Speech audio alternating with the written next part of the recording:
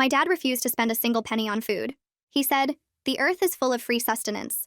And since we lived in the suburbs, that meant we survived on grass, bugs, and rubber from old tires. He'd wake us up at dawn to forage, teaching us which weeds were almost like spinach and which beetles had the most protein. Mom would boil dandelions and clovers into a gray soup, while Dad lectured us about how grocery stores were scams. My stomach hurt constantly from eating things that weren't food, but Dad said that was just our intestines getting stronger. At school, other kids had sandwiches and chips while I unwrapped balls of cooked grass wrapped in leaves. The first time someone saw me eating a cricket, they screamed. After that, I learned to hide during lunch, choking down whatever forest salad Mom had packed while sitting behind the dumpsters. Teachers called home about my unusual lunches, but Dad convinced them we were just extreme health enthusiasts. When my brother Noah's hair started falling out, Dad claimed it was his body efficiently redirecting nutrients and made him eat more beetles to compensate. The tire rubber came later, when Dad decided we needed more iron in our diet. He'd find old tires on the side of the road and spend hours cutting them into tiny pieces with industrial scissors. Rubber trees are plants, he'd explain while Mom boiled rubber chunks until they were soft enough to swallow. This is just processed tree sap. The smell made our whole house reek like a burning factory. I'd gag trying to chew the black pieces that tasted like poison and stuck in my teeth. Winter was the hardest because nothing grew and the bugs disappeared. We survived on pine needle tea, dried grass from the summer, and Dad's expanding definition of edible. He started bringing home leather from old shoes, saying it was just processed animal skin. Chunks of drywall became mineral supplements. He'd grind up chalk and mix it into our water for calcium. Our bodies were eating themselves, ribs showing through our clothes. But Dad said we'd never been healthier. I started sneaking food at school, stealing bites of real sandwiches kids threw away. The first time I tasted bread after 2 years of grass and bugs, I cried. It was soft and filling and didn't hurt going down. I became obsessed with trash cans, waiting for people to throw away half-eaten apples or crackers. A janitor caught me digging through garbage and reported it, but when the counselor asked why, I couldn't tell her the truth. Who would believe it? My sister Luna figured out she could trade homework answers for food. She'd do kids' math in exchange for their fruit cups or cookies, hiding the food in her backpack to share with us later. We'd huddle in the bathroom stall passing around a bruised banana like it was treasure. But Dad found the food wrappers in her room and lost it completely. He said we'd been poisoning ourselves with corporate toxins and needed a full cleanse. The cleanse meant eating only grass for a month. Not weeds or plants that were almost like vegetables. Just straight grass from our lawn. We'd spend hours grazing like cows, trying to fill our screaming stomachs with something our bodies couldn't even digest. Luna passed out at school, and when the nurse called, Dad told her it was a healing crisis, and that Luna's body was just adjusting to pure nutrition. That's when I snapped. I was 15, weighed 70 pounds, and couldn't remember what it felt like not to be hungry. I walked to the nearest McDonald's with $1 I'd found and bought a single cheeseburger. I ate it in 3 bites and immediately threw up, my shrunken stomach rejecting real food. But I didn't care. It had tasted like heaven. When I got home, Dad could smell the grease on me. He made me kneel in the backyard and eat dirt to cleanse the toxins, while lecturing about how I'd poisoned 3 years of pure eating. As I forced down handful after handful of soil, I made a decision. I'd keep eating garbage, stealing food, doing whatever it took to survive until I was 18. Then I'd leave and never look at grass the same way again. But the next week, Noah collapsed during morning foraging. He was so weak he couldn't stand, his body finally giving up after years of malnutrition. As the ambulance took him away, Dad screamed about how the doctors would pump him full of chemicals. But when the hospital called child services, Dad was ready. He'd been preparing for years, documenting our healthy lifestyle with photos of us smiling while foraging, essays we'd been forced to write about how great we felt, medical records from the holistic doctor who'd never actually examined us. The social worker who came looked tired and skeptical. Dad showed her our garden full of edible plants, the books on natural nutrition, the carefully edited videos of us choosing to eat foraged food. He explained how the hospital was overreacting, how Noah just had a minor stomach bug. Mom served the social worker pine needle tea and spoke calmly about raising children naturally. They'd done this before with concerned teachers, neighbors, even police. They knew exactly what to say. The social worker took notes and photos, but I could see her softening as Dad talked about the dangers of processed food and the benefits of ancestral eating. She probably saw overprotective health nut parents, not the reality of children slowly starving on grass and tire rubber. As she prepared to leave, she turned to me and asked if I had anything to add. I looked at Dad's calm face, knowing he had contingency plans for everything. This was my only chance to protect myself and my siblings, but I knew if I spoke out and it didn't work, I'd suffer in ways I'd never imagined. I had to choose. The social worker looked right at me and waited for an answer. I could feel Dad's stare burning into the side of my head like a physical weight pressing on my skull.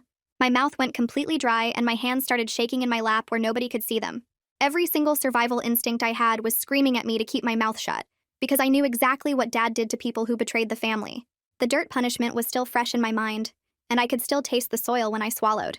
I opened my mouth and heard myself mumble something about how we eat really healthy food, and Dad takes good care of us.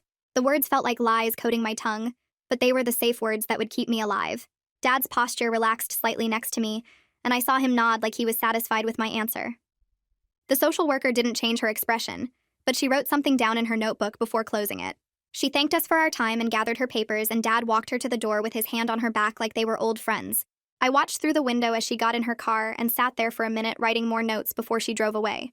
That night, after Luna and Noah went to bed, Dad pulled me aside into the kitchen. He put his hand on my shoulder and told me how proud he was that I stayed loyal to the family during the government intrusion. He said I showed real strength by not letting outsiders poison my mind with their corporate food propaganda. As a reward, he was going to teach me advanced foraging techniques that he usually only showed to adults. But then his face got serious and he added that we needed to be extra careful about what we brought into the house now that CPS was watching us. He said there would be stricter rules about the kitchen, and absolutely no more sneaking regular food from anywhere. His grip on my shoulder tightened when he said the word sneaking, and I knew he meant the garbage food I'd been eating at the school. I nodded and said I understood, and he finally let go of my shoulder and sent me to bed. After he went to sleep, I crept back downstairs as quietly as possible. I found the social worker's business card sitting on the kitchen counter where she'd left it next to the sink. I picked it up and stared at the phone number until I had every single digit memorized in my head. The card had her name and title and an office address downtown that I'd never been to. I took the card upstairs and used my scissors to carefully open a seam in the lining of my backpack. I tucked the card inside next to the food wrappers I'd been collecting as evidence for weeks now. The wrappers were from the garbage food I'd stolen, and I'd been saving them even though I didn't know why. Something about having that phone number hidden in my backpack felt like holding on to a lifeline, even though I was way too scared to actually use it. The next day at the school, I paid closer attention to which teachers actually noticed that I was disappearing inside my clothes. Most of them looked right past me like I was invisible, or maybe they saw but didn't want to deal with it. But the art teacher stopped me in the hallway between classes and asked if I was feeling okay. She actually waited for a real answer instead of just accepting my automatic response. I started to say I was fine, but something about the way she was looking at me made me pause. I filed that information away in my brain because I was starting to realize that not all adults were like Dad. Some of them might actually help if I could figure out how to ask without getting my family in worse trouble. During lunch, I made a decision and sat near the school counselor's office instead of hiding behind the dumpsters like usual. I unwrapped my ball of cooked grass and tried to eat it slowly while watching the hallway. Ms. Haynes walked by carrying a stack of folders, and I made myself speak up. I said something about how I'd been on a cleanse for way too long, and my voice came out quieter than I meant it to. She stopped walking and turned to look at me sitting there on the bench. She asked what I meant by cleanse, and I could see her face change when I mentioned that my whole family had been eating really pure food for years now. She set down her folders and sat next to me on the bench. She wrote down my name on a piece of paper and asked if I'd be willing to talk to the school nurse. I said maybe, which felt like the bravest thing I'd said in months, even though it was just one word. The next morning, Ms. Haynes pulled me out of first period and walked me down to the nurse's office. The nurse had me step on the scale, and I watched her face when the number came up. She made me get off and then get back on like she didn't believe what she was seeing. She weighed me twice and wrote down the number both times. Then she measured my height and asked me a bunch of careful questions about what I ate for breakfast. I told her about the dandelion greens, and she wrote that down too. She asked about my period, and I had to admit it stopped coming about a year ago. The nurse's pen moved across her paper, filling in boxes on some kind of form. She told me she was going to check in with me every single week from now on and document my weight. I felt this weird mix of relief that someone finally saw what was happening, and complete terror about what Dad would do if he found out. 2 days later, Dad announced at breakfast that we were doing homeschool week. He said he wanted to focus on our natural education, without the interference of the government school system. I knew immediately that this was because someone at the school had reported something, and he was trying to keep us away from people who might ask questions. Luna and I were sitting across from each other at the breakfast table, choking down boiled dandelion greens. Our eyes met over our bowls, and I could see the same fear in her face that was churning in my stomach. Dad spent the whole day setting up lesson plans and talking about how we'd have more time for foraging and nature studies. While Dad was outside collecting pine needles for our afternoon tea, I grabbed my notebook and carefully tore out pages. I started writing down everything I could remember with dates when possible. I wrote about when he first made us eat tire rubber and how many months that lasted. I wrote about the time he forced me to eat dirt as punishment for the McDonald's burger. I wrote down how long it had been since we'd eaten real food from a grocery store. I documented Noah's hospitalization date and the fact that his hair was falling out in clumps. My hand cramped from writing so fast, but I kept going until I heard Dad's footsteps on the porch. I folded the pages as small as possible and shoved them into the lining of my backpack next to the business card. If I was ever going to speak up, I needed evidence that was more than just my word against Dad's carefully prepared documentation. Mom caught me writing, and I froze, completely expecting her to yell for Dad. But instead, she reached into her pocket and pulled out a sugar packet from the coffee shop, where she sometimes went to run errands. She didn't say anything at all, but her eyes were wet and shiny. She squeezed my hand for just a moment before going back to the stove to stir the pot of grass soup. It was the closest thing to an apology I'd ever gotten from her, and it made me realize something important. Maybe she was as trapped as we were, and just too scared to fight back against Dad. On the 5th day of being kept home from the school, Luna almost fainted again while we were being forced to forage in the backyard. Dad was making us dig up roots and collect beetles from under rocks. Luna swayed on her feet and had to catch herself on the fence to keep from falling over. Dad saw it happen and called it a detox symptom that meant her body was releasing toxins.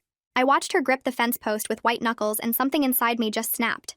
I knew this was going to kill us eventually if someone didn't step in and make it stop. Dad made her eat extra beetles to boost her protein and handed her a whole handful of them still moving. I had to turn away so he wouldn't see the rage building up on my face. When we finally go back to the school 3 days later, the nurse calls me down for another weigh-in, and I can tell she's worried before I even step on the scale. She makes me take off my shoes and empty my pockets like maybe I'm hiding weights or something, and when the number comes up, she writes it down twice and measures my height again. I've lost 3 more pounds in 1 week. She sits me down on the exam table and asks directly if I'm being fed at home, and I can feel my heart racing, because this is the most direct question anyone has ever asked me.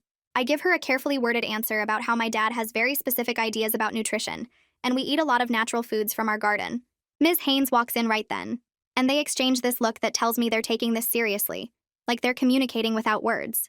The nurse says she's documenting everything and will be following up with additional resources, and she makes me promise to come see her if I feel dizzy or weak. I nod and leave, but I can hear them talking in low voices as I walk down the hallway. The next day, Dad gets a call from the school requesting a meeting about my nutritional needs, and he goes into full performance mode immediately. He pulls out his binders of holistic health research that he keeps in the office, the ones with highlighted passages about ancestral eating and traditional diets. He spreads photos of our garden across the kitchen table, pictures of us smiling while holding bunches of dandelions that he forced us to pose for months ago. He practices his speech out loud about the dangers of processed foods and how the modern medical establishment doesn't understand traditional diets. I listen from the hallway where he can't see me, and I realize how good he is at this. How he's perfected the art of making abuse sound like enlightened parenting. He rehearses his tone, making it reasonable and calm, explaining that we're just a family committed to natural living. Mom sits at the table nodding and adding comments about how healthy we all are, and I feel sick watching them prepare their performance.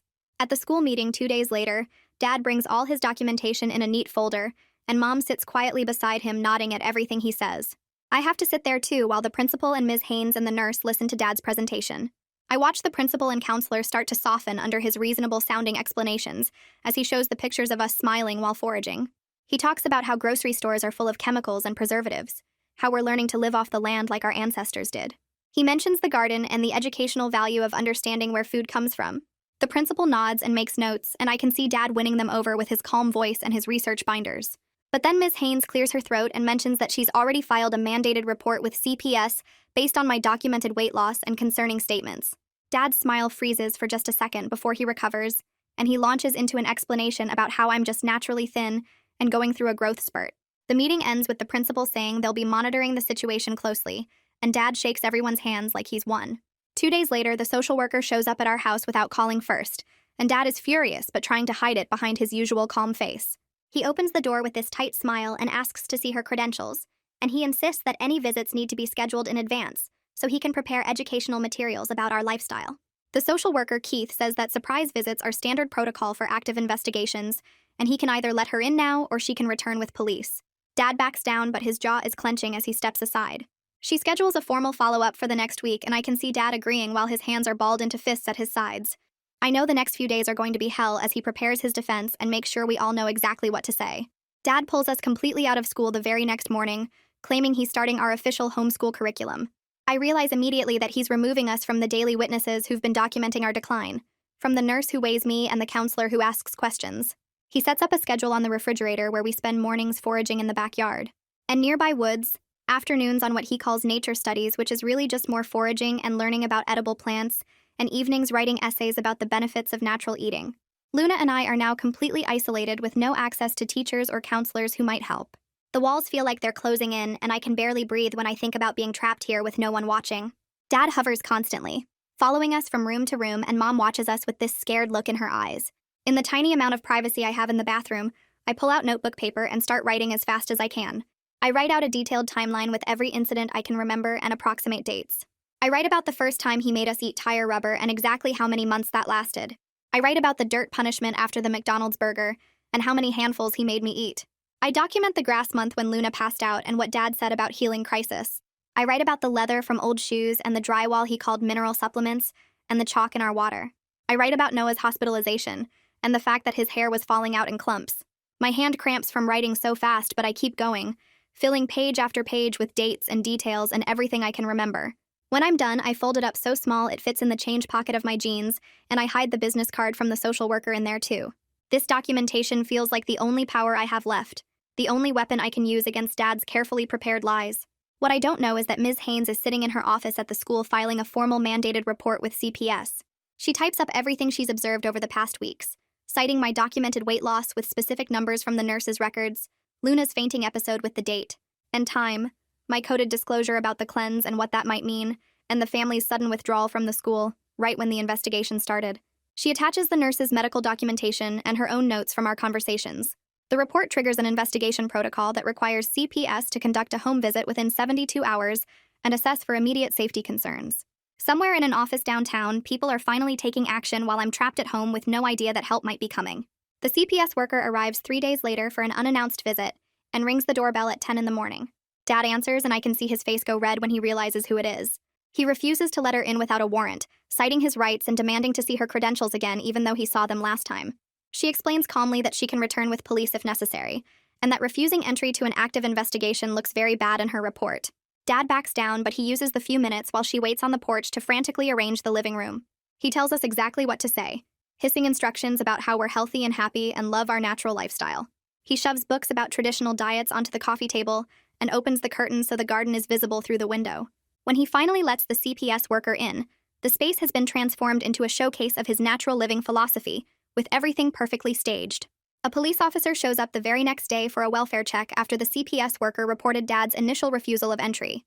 Dad turns on all his charm, talking about constitutional rights and parental freedom, and how he's just trying to raise his children with good values. The officer looks around at the garden visible through the window, and the educational materials on the shelves, and kids sitting quietly on the couch in clean clothes. Nothing about the scene screams immediate danger to someone who doesn't know what happens behind closed doors, doesn't know what we're being forced to eat, or how our stomachs hurt constantly. The officer leaves after warning Dad to cooperate with CPS, and I feel hope slipping away as I realize how good Dad is at fooling people who only see what he wants them to see. I know I need to get my evidence somewhere safe where Dad can't find and destroy it. During the one trip back to the school for supply pickup, I tell Dad I need to use the bathroom and slip away into the building. I find an old locker in the abandoned hallway near the gym, one that doesn't have a lock anymore and the vent cover is broken. I tape my sealed envelope with the timeline and the business card behind the vent cover, pushing it back as far as I can reach. I memorize the locker number, 247, and the location, third hallway past the gym on the left. It's not much, but it's something concrete that exists outside of Dad's control, evidence he can't destroy or explain away. I rush back before he notices I'm gone, but my heart is pounding with this weird mix of fear and something that might be hope. Over the next few days, I go through the motions at home while something bigger builds in the background that I don't even know about yet. Noah is still in the hospital, and Dad keeps calling them demanding his release, but they keep him for observation and more tests. What I find out later is that the hospital doctor sent all of Noah's lab results to his regular pediatrician, a woman named Dr. Pacheco, who's been tracking his growth for years. She pulls up his old records and sees the pattern, how his weight percentile dropped from healthy to dangerously low over 3 years, how his last checkup showed hair thinning and low energy that Dad brushed off as normal. The new hospital labs show severe problems with his blood, not enough protein or iron or basically any vitamin that bodies need to work right. Dr. Pacheco recognizes what she's looking at because she's seen it before in kids whose families can't afford food, except our family isn't poor, and Dad has a job. She writes up a report for CPS with all the medical records attached, and her professional opinion that Noah's condition came from not getting enough food over a long time period, and she specifically notes that this level of starvation doesn't happen by accident. The social worker gets this report in her email, and suddenly the case file isn't just about Dad's weird philosophy anymore. It's full of hard numbers and test results that can't be explained away. She calls our house and tells Dad she needs him to sign releases so she can get medical records for me and Luna too, and Dad tries to refuse, but she explains that he can either sign voluntarily or she'll get a court order. He signs because he thinks he can control what the records show, but he doesn't realize that lab numbers don't care about his natural living speeches. The social worker pulls everything and sees the same pattern in all three of us. Years of declining growth curves and missed checkups, and concerning symptoms that Dad always had an explanation for. She schedules separate interviews with each of us kids at the school where Dad can't be present, and I can feel the whole investigation shifting from them just checking on us to them actually building a case. Dad must feel it too, because the day after he signs those releases, he calls a family meeting and announces new rules about togetherness. Nobody is allowed to use the bathroom alone anymore. One parent has to be outside the door at all times. We can't have backpacks in our bedrooms. They have to stay in the front closet where Dad can check them whenever he wants.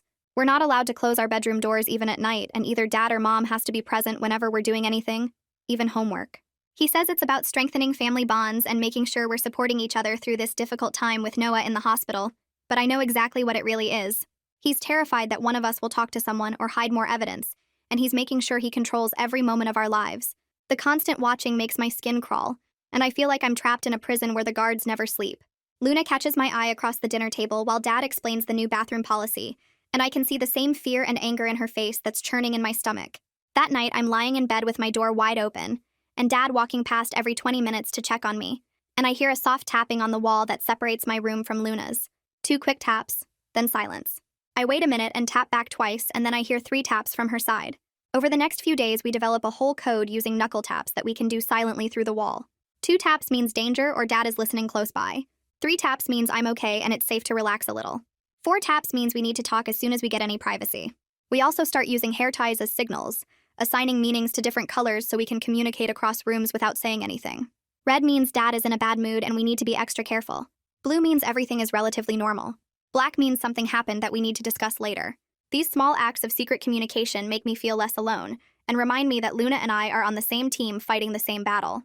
One afternoon, Mom catches me alone in the hallway for maybe 30 seconds while Dad is outside collecting more pine needles. She grabs my arm and whispers really fast that she's scared of what will happen if I tell the truth to the social worker, but she doesn't actually tell me not to talk.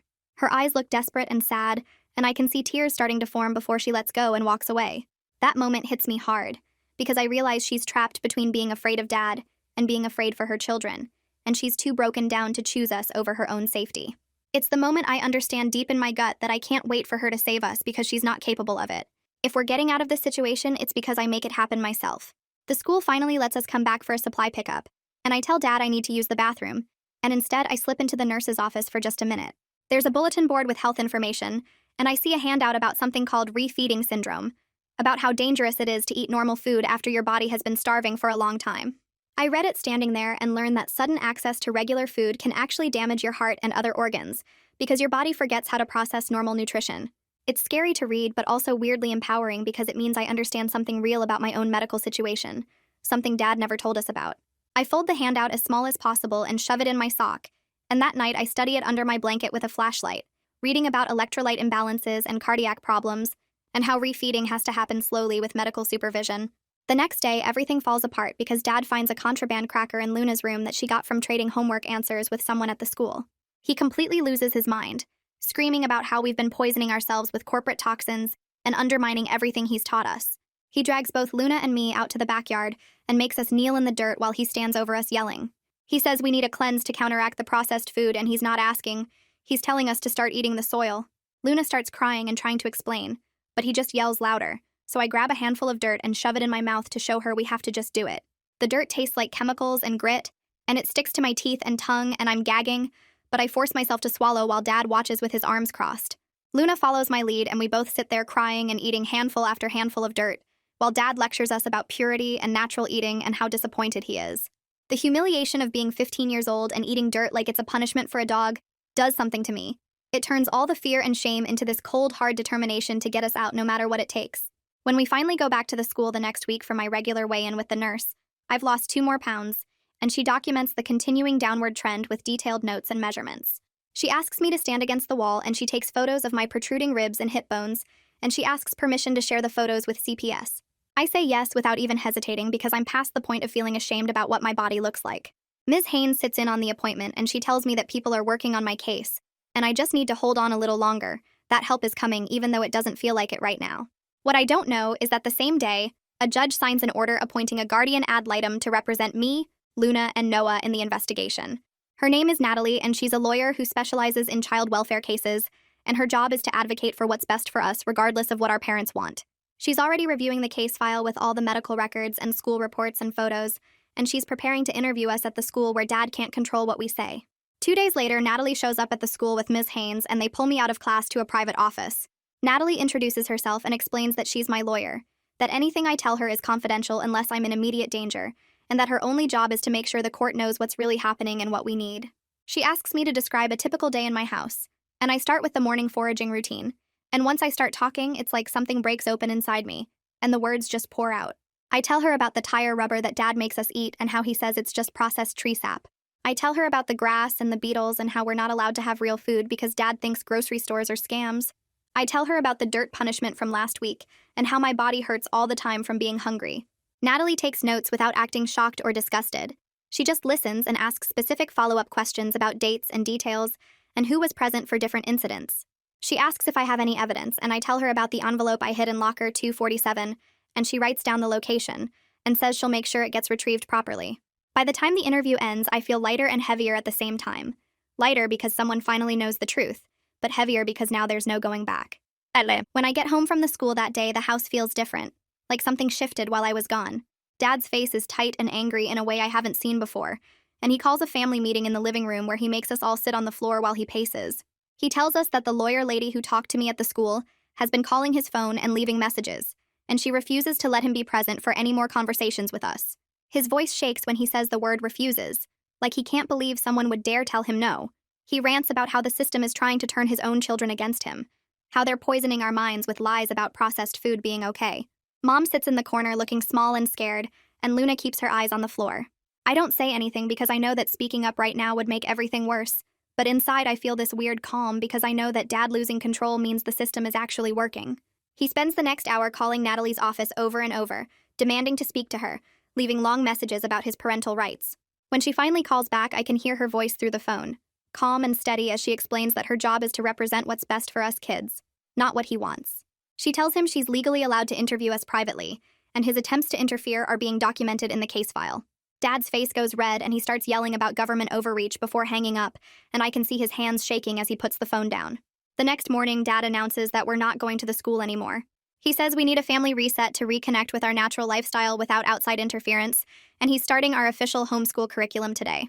None of us are allowed to use phones or computers, and we can't even close our bedroom doors anymore because he says we need total family openness. I know immediately that this is because the school people have been watching us and reporting things, and Dad's panicking because he's losing control of who we talk to. Luna and I exchange looks across the breakfast table where we're eating boiled grass, and I can see the fear in her eyes that matches what's churning in my stomach. We spend that whole day foraging in the backyard while Dad hovers over us constantly, watching everything we do. He makes us write essays about how healthy we feel and how grateful we are for our natural diet, standing over our shoulders as we write and correcting anything that doesn't sound positive enough. Mom moves around the house like a ghost, avoiding eye contact with anyone. At night, I try to tap our code on the wall to Luna, but I'm too scared Dad will hear, so I just lie there staring at the ceiling and counting the hours until someone realizes we've disappeared from the school. The next day is the same, and the day after that. We forage and write essays and eat grass while Dad lectures us about purity and toxins, and I feel like the walls are closing in. On the third day, I hear him on the phone with someone talking about accelerating our homeschool paperwork. And I know he's trying to make our disappearance from the school look official and planned instead of what it really is, which is him hiding us from the people who are trying to help. What I don't know is that while Dad's keeping us locked down at home, things are moving forward without him. The CPS worker files paperwork with the court requesting an emergency hearing for a court order that would let them enter our house without warning. The petition includes all the medical records from Noah's hospitalization, the photos the school nurse took of my bones sticking out, the notes from Natalie's interview with me, and a detailed argument about how Dad's pattern of blocking access to US kids creates a serious risk. The petition says that Dad's increasing isolation of us and his refusal to cooperate means evidence could be destroyed, and we could be harmed further before the normal investigation timeline runs out. A judge reads through all the documents and signs an order scheduling an emergency hearing for 3 days from now. The court sends notice to Dad's address, but he doesn't check the mail because he's too busy controlling every minute of our days, so he has no idea what's coming. On the 4th day of being trapped at home, I make a decision. I tell Dad I need to go to the school to drop off the homeschool paperwork he's been filling out, and I promise I'll go straight to the office and come right back. He's suspicious at first, but he's also desperate to make the homeschool thing look official, so he agrees as long as I'm back within an hour. I take the envelope of forms and walk out the front door, but instead of going to the school, I go straight to Natalie's office downtown. My hands shake as I push open the door to the building, and I have to ask the receptionist twice where to find her, because my voice comes out too quiet the first time.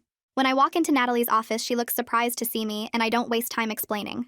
I pull out the sealed envelope I've been hiding in my backpack lining, the one with the pieces of tire rubber and my dated notes, and the food wrappers and the dirt-stained napkin from the punishment. I put it on her desk and tell her about the other evidence I hid in locker 247 at the school, behind the broken vent cover in the abandoned hallway. She opens the envelope carefully and spreads everything out, reading through my notes with this focused expression. Then she tells me to wait right there, and she leaves the room, coming back 5 minutes later with copies of everything. She puts the originals in a file folder and hands me back the copies, and she looks me right in the eyes and says, "I just gave her exactly what she needs to prove this case." She asks if I'm safe going home, and I lie and say yes because I know if I tell the truth about Dad's lockdown, she'll have to report it immediately, and I need a little more time to figure out my next move. I take the homeschool paperwork and actually go to the school office to drop it off like I promised, and then I go home before Dad notices I've been gone too long. That night, I wake up to voices downstairs and I creep to the top of the stairs to listen. Dad's on the phone with someone and he's talking about Montana, about his brother's place where we could stay for a while until things calm down. He says the CPS investigation can't follow us across state lines, and we just need to disappear for a few months until the case gets closed for lack of evidence. He's making actual plans, talking about leaving in the middle of the night before the next scheduled home visit, packing only what we can fit in the car. I hear him say we'll pull out tomorrow night, that he's already told Mom to start gathering our important documents.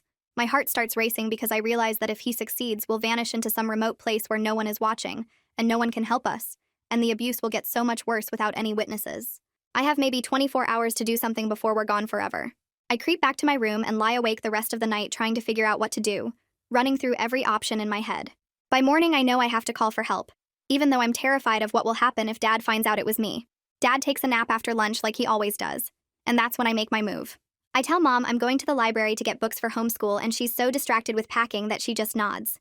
I walk the 6 blocks to the public library and go straight to the bathroom where I lock myself in a stall.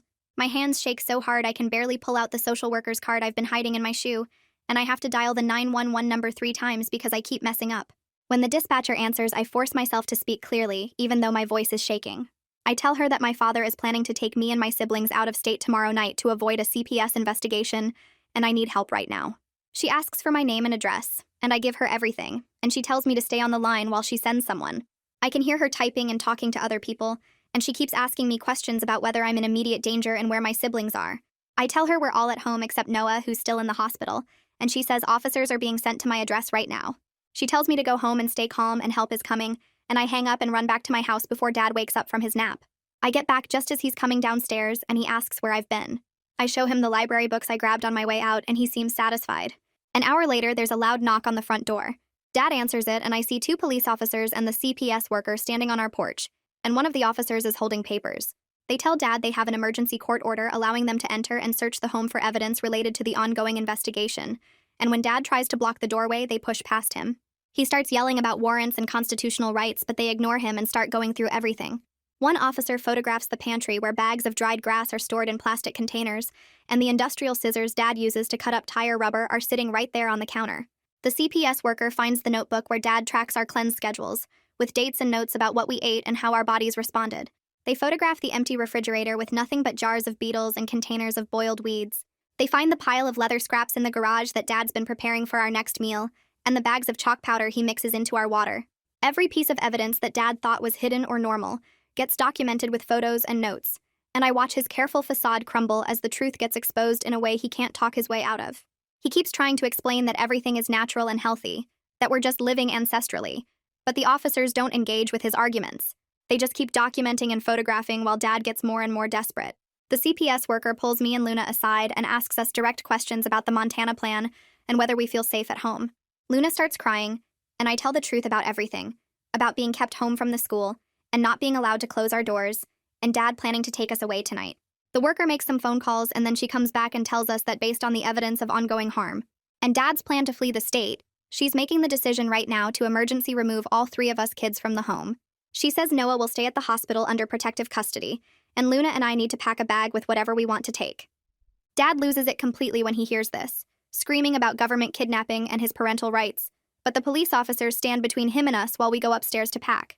I throw random clothes into my backpack along with the few things that matter to me, and Luna does the same. Mom just sits on the couch crying and doesn't try to stop what's happening. When we come back downstairs with our bags, the CPS worker leads us out to her car while Dad shouts after us about how we're betraying the family and we'll regret this.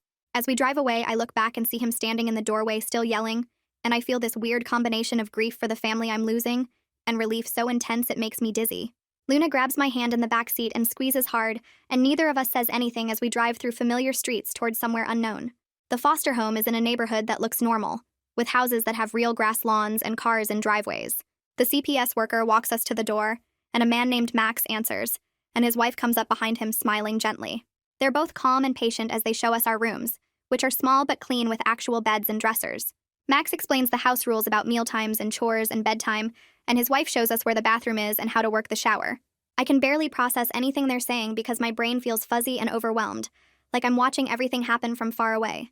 They give us each a welcome basket with basic toiletries and some snacks, and Max's wife says we can eat whenever we're hungry, and there's always food in the kitchen. That night, a nurse comes to do our intake medical exam, checking our weight and height and looking at our teeth and skin. She draws blood for labs and asks questions about our medical history, writing everything down in a chart. When the results come back a few days later, they confirm what everyone already knows, that we're really malnourished with dangerous deficiencies in basically every vitamin and mineral. A doctor named Layla Pacheco gets assigned to our case, and she creates a careful refeeding plan that starts with small amounts of easy-to-digest food like broth and crackers and slowly increases over weeks to include more variety and bigger portions. She explains that our bodies need time to adjust to real food again, and eating too much too fast could actually make us sick. My first night in the foster home, I try to sleep in the actual bed, but it feels too soft and exposed, like I'm floating in space with nothing to hold on to. I end up pulling a blanket off the bed and curling up in the closet with the door half open, and that feels safer somehow. Before I go to sleep, I take the granola bars from the welcome basket and hide them under the mattress, even though I know there's a full kitchen downstairs with food I'm allowed to eat whenever I want. Years of food scarcity have rewired my brain into constant hoarding mode, where every bit of food needs to be hidden and protected in case it disappears. Around 2 in the morning, I wake up to the closet door opening wider, and Max's wife is standing there in her bathrobe looking concerned but not mad. She doesn't make me feel weird about sleeping in the closet or ask a bunch of questions about why I can't use the bed. She just sits down on the floor nearby with her back against the wall and starts talking quietly about how the house is safe and no one will take my food and I can eat whenever I'm hungry. She tells me about the other foster kids they've had over the years and how everyone needs different things to feel okay, and sleeping in closets is actually pretty common. Her voice is calm and steady, and after a while I feel my body start to relax and eventually I fall asleep with her still sitting there keeping watch. The next morning, Keith comes to the foster home and tells me the social worker arranged a supervised phone call with Mom for that afternoon. I spend the whole day nervous and jumpy, not knowing what to expect or what she'll say to me. When the time comes, I sit in Keith's office at the CPS building with him right there listening, and the phone feels heavy in my hand as I dial the number they gave me. Mom's voice comes through the line sounding calm and almost relieved, not angry or desperate like I thought she'd be. She says she's glad we're somewhere safe and that she hopes we're eating better now, and her tone is so normal it throws me off completely. I wait for her to apologize or admit that what happened was wrong, but she doesn't say any of that. She also doesn't defend Dad or beg me to come home or tell me I betrayed the family. She just asks basic questions about how Luna and Noah are doing and whether the foster parents are treating us okay. It's like she's in some kind of shock or denial where she can't fully process what happened, and the conversation feels weird and disconnected. When I hang up after 10 minutes, I feel more confused than comforted, because I don't know what to do with a mom who sounds relieved but won't actually acknowledge the truth. Keith sees my face and suggests we talk about what happens next, so we move to a different room with more comfortable chairs. He sits down across from me and explains the whole court process step by step, walking me through how there will be hearings where a judge decides what's best for us kids. He tells me I might have to testify and describe what happened at home, and that Dad and Mom will have chances to present their side of the story too. He explains my rights and options, like how I can have a lawyer just for me who represents what I want, and how the court will consider my wishes since I'm 15. Having all this information laid out clearly makes everything feel slightly less scary, because at least I know what's coming. Keith is honest with me in a way that feels respectful, not like he's trying to protect me from reality. He says the goal is safety first, and then figuring out what kind of family reunification might be possible if my parents complete services like parenting classes and therapy.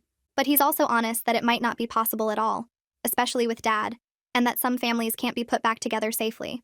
I appreciate that he doesn't give me false hope or make promises he can't keep. Over the next few days, I settle into a routine at the foster home with regular meals and school and therapy appointments, but then Keith calls to tell me something that makes my stomach drop. Dad started posting rants on social media about government overreach and CPS kidnapping, sharing his version of events where he's a persecuted father trying to raise healthy children naturally. He's writing long posts about how the state stole his kids for following an ancestral diet, and he's sharing photos of our garden and his nutrition books as proof that he did nothing wrong. The posts get shared in natural living communities, and suddenly our case is being discussed online by hundreds of people who don't know the full story. They're calling us brainwashed by big agriculture and saying Dad is a hero standing up to corporate food propaganda. Reading the comments makes me feel sick because these strangers are defending someone who made us eat tire rubber and dirt, and they think they're supporting some kind of freedom fighter. Keith says the judge found out about the posts and issued an order requiring Dad to stop discussing the case publicly because it could compromise the court proceedings and violate our privacy.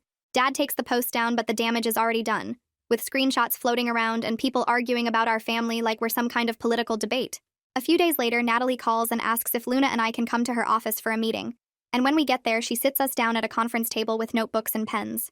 She explains that we might need to testify in court about what happened at home, and she wants to prepare us so we know what to expect. She tells us we need to stick to specific facts with dates rather than general statements like, Dad was mean, or we were always hungry. She has us practice answering questions about particular incidents, asking us to describe the grass month with details about when it started and how long it lasted.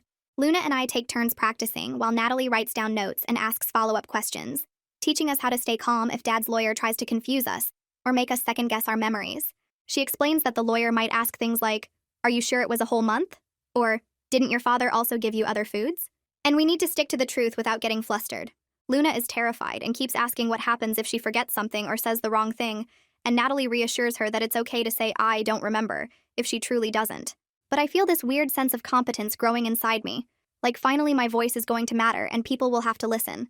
We practice for 2 hours, going over the tire rubber and the dirt punishment, and the times we passed out, and by the end I have my timeline memorized with specific dates and details.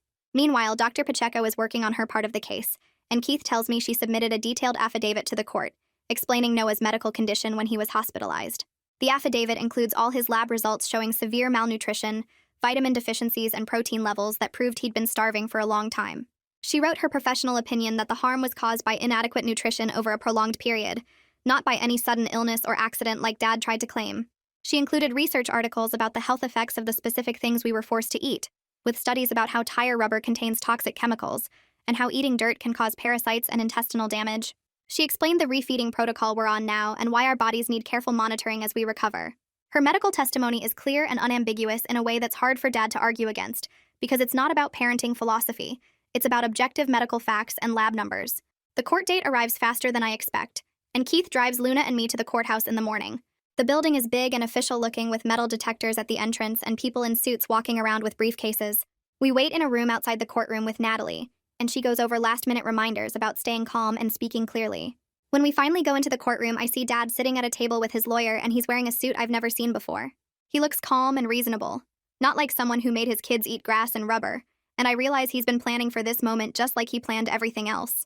The judge comes in, and everyone stands up, and then the hearing starts with Dad's lawyer calling him to testify first. Dad's testimony is polished and practiced as he explains his philosophy about natural eating and ancestral health, talking about how humans evolved to eat foraged foods and how modern processed foods are causing disease. He presents his documentation, the binders full of research articles and photos, and our forced essays, and talks about how he was trying to protect us from the dangers of chemicals and preservatives. I watch some people in the courtroom nodding like he makes sense, and I feel panic rising because he's so good at this performance. The social worker gets cross-examined by Dad's lawyer, who asks whether CPS overreached and whether our case really met the threshold for emergency removal, suggesting that maybe we were just a family with unusual but legal lifestyle choices.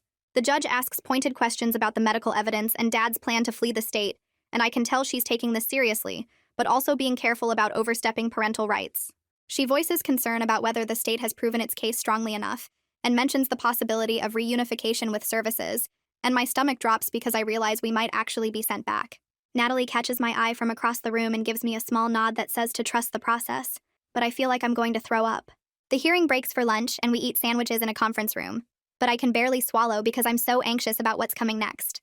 Luna testifies after lunch, and she's shaking so hard she can barely speak at first, her voice coming out in whispers that make the judge ask her to speak up. But when the judge asks her to describe the grass month, something shifts and her voice gets stronger, like she's been holding this story inside for too long. She talks about eating only grass from the lawn for 30 days, about how Dad made us graze like animals and said it would purify our bodies. She describes how her stomach cramped constantly, and she couldn't think straight in the school, how everything hurt, and she felt dizzy all the time.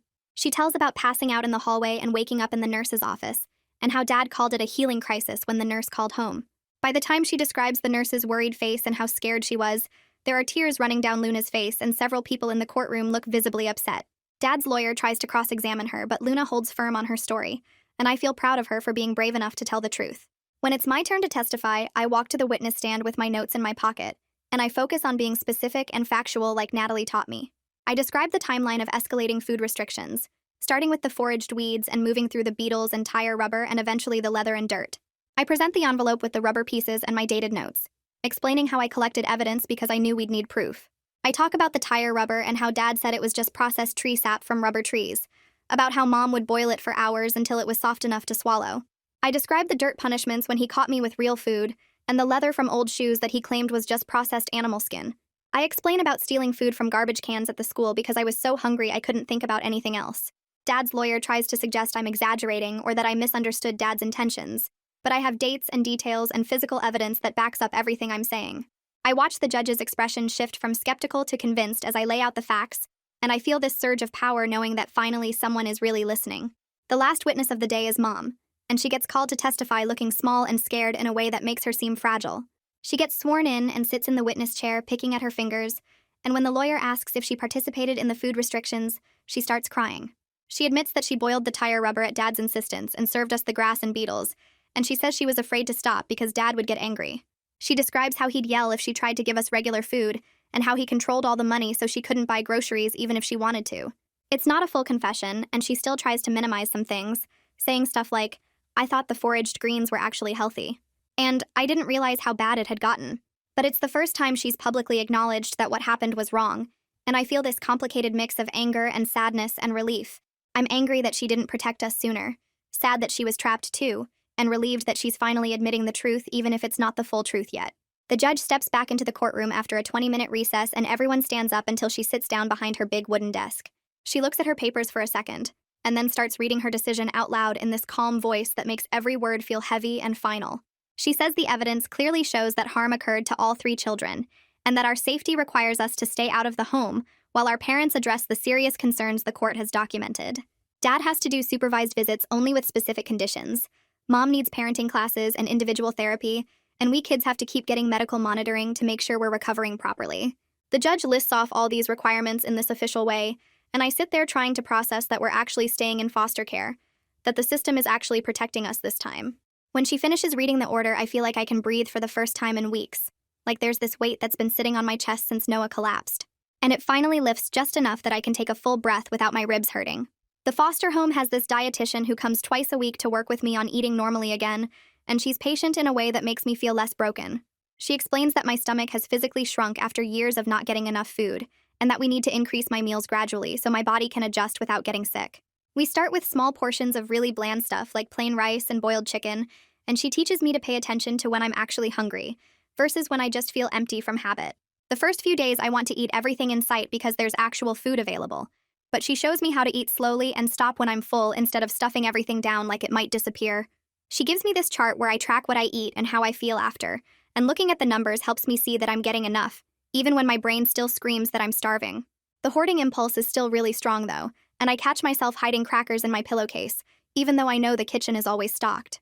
Getting re-enrolled at my old school takes about a week of paperwork and meetings, and when I finally walk back into the building, it feels weird and normal at the same time. Ms. Haynes checks in with me every few days to see how I'm adjusting, and she doesn't make it feel like pity or charity, just like she actually cares. The first time I eat lunch in the cafeteria without hiding is this huge thing that probably looks tiny to everyone else. I sit down at a table with other students and unwrap a turkey sandwich and apple slices from the lunch line, and nobody stares or asks questions or acts like it's weird. I take a bite of the sandwich and it's soft and has mayo and lettuce and tastes like regular food, and I have to blink really hard to keep from crying right there in front of everyone.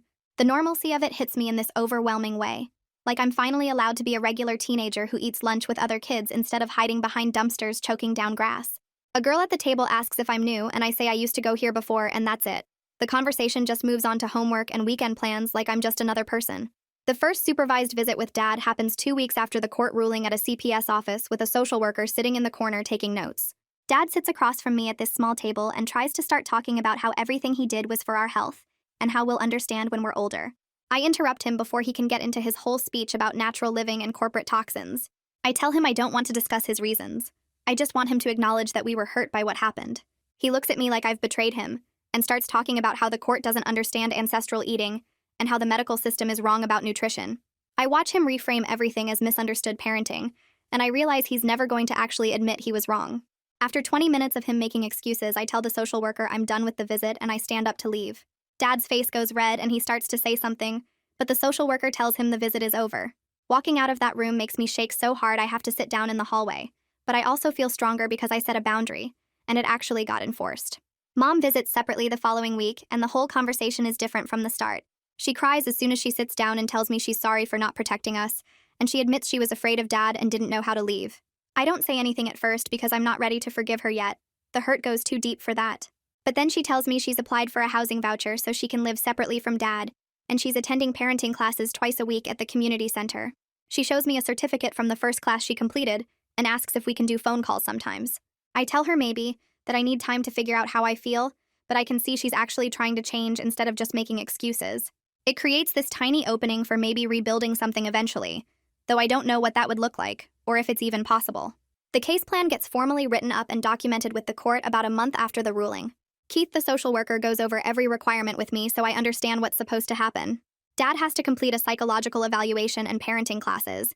Mom has to maintain separate housing and finish her services, and we kids have to attend therapy and keep all our medical appointments.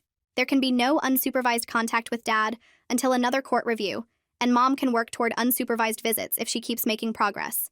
Having everything written down with clear expectations makes me feel safer, because there are actual rules and consequences now instead of just Dad's random control. The case plan is this official document that everyone has to follow, and knowing that helps me sleep better at night.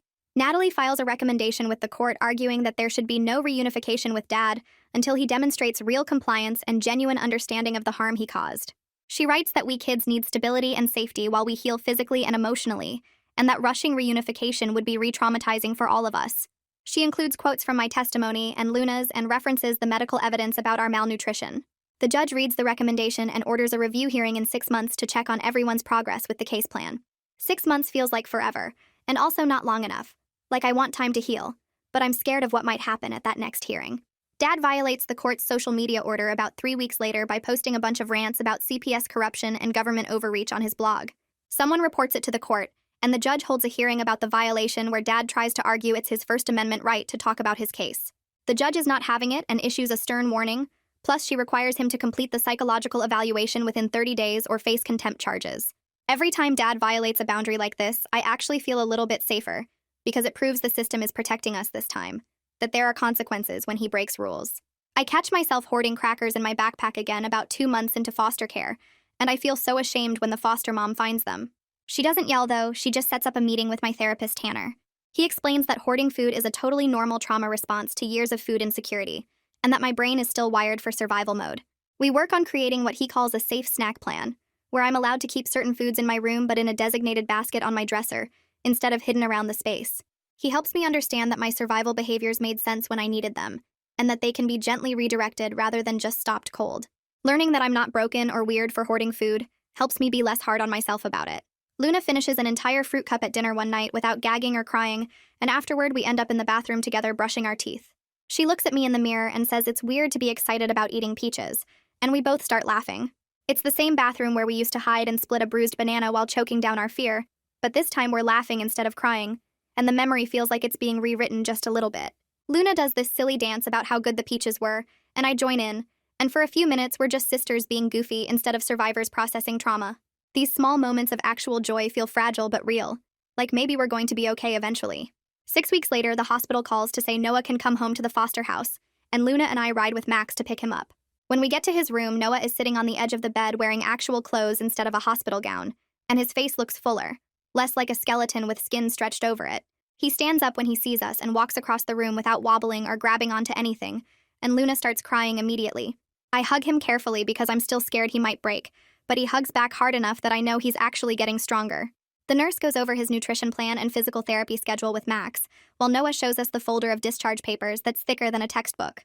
On the drive back to the foster house, Noah sits between Luna and me in the back seat and keeps touching his hair where it's starting to grow back in weird patchy spots.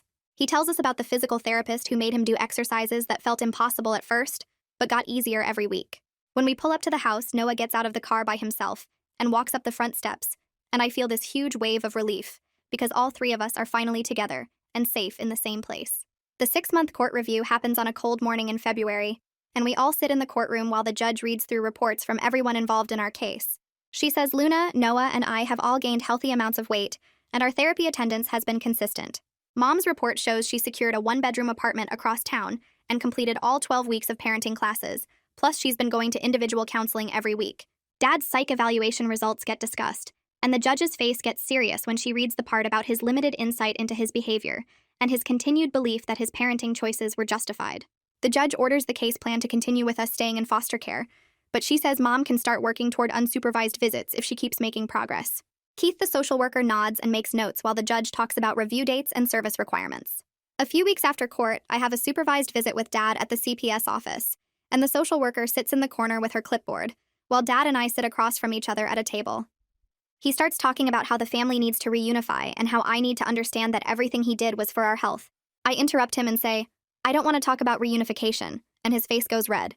He stands up so fast his chair scrapes backward and starts yelling that we're traitors who abandoned the family and will regret turning our backs on natural living. The social worker stands up and tells Dad the visit is over and he needs to leave immediately. He's still yelling about government interference as she walks him out, and I sit there feeling my heart pound but also feeling strangely calm.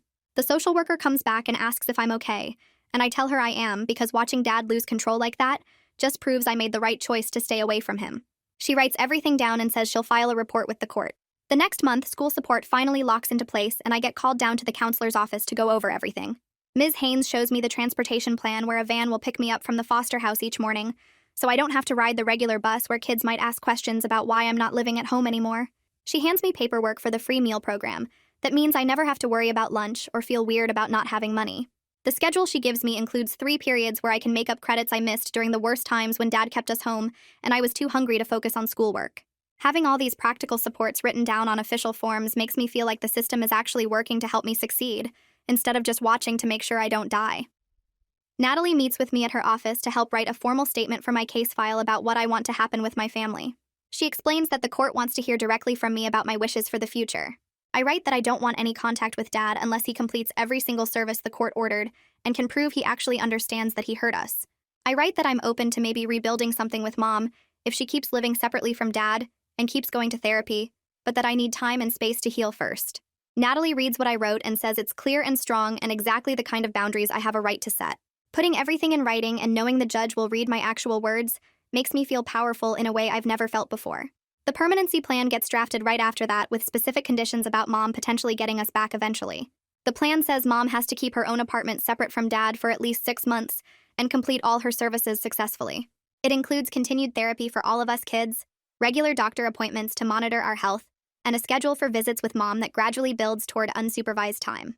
Natalie explains that it's not perfect, but it's a path forward that keeps us safe while leaving room for family healing, if Mom can actually sustain the changes she's making. Over the following weeks, the foster home shifts from feeling temporary to feeling almost permanent as Max and his wife tell us they're willing to keep us for as long as we need to stay. We develop actual routines like family dinner every night where everyone shares one good thing from their day. Friday nights become movie nights where we take turns picking what to watch and Max makes popcorn with real butter. There's a chore chart on the refrigerator that treats us like capable people who can contribute instead of like victims who need to be handled carefully. Having this predictable structure with adults who are consistent and kind starts to feel normal in a way I didn't think was possible. 6 months later, we're back in court for another review hearing, and the judge goes through everyone's progress reports. She says all 3 of us kids have gained healthy weight, and our lab results show our vitamin levels are finally in normal ranges.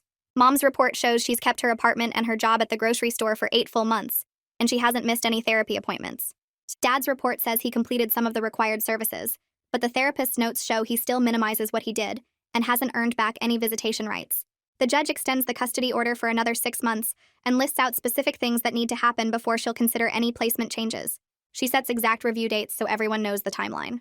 After court, we go back to the foster house and Max's wife makes simple turkey sandwiches for lunch. We sit around the kitchen table and I bite into my sandwich and taste the normal bread and turkey and mayonnaise.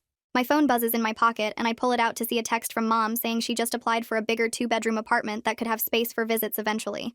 I read the message and take another bite of my sandwich and realize I'm chewing without counting how many times. I'm breathing without planning my next move to stay safe. I'm existing without the constant fear that's been my normal for years. Noah is telling Luna some story about his physical therapy appointment and making her laugh with his mouth full of sandwich. Luna is giggling and reaching for another chip from the bowl in the middle of the table. None of it is perfect or completely healed, but we're safe and fed and together, and that's enough for right now. Well, that is the grand conclusion we were all waiting for. If you are still watching, I have questions but also respect. You might as well subscribe because you are clearly committed to this nonsense. See you in the next disaster.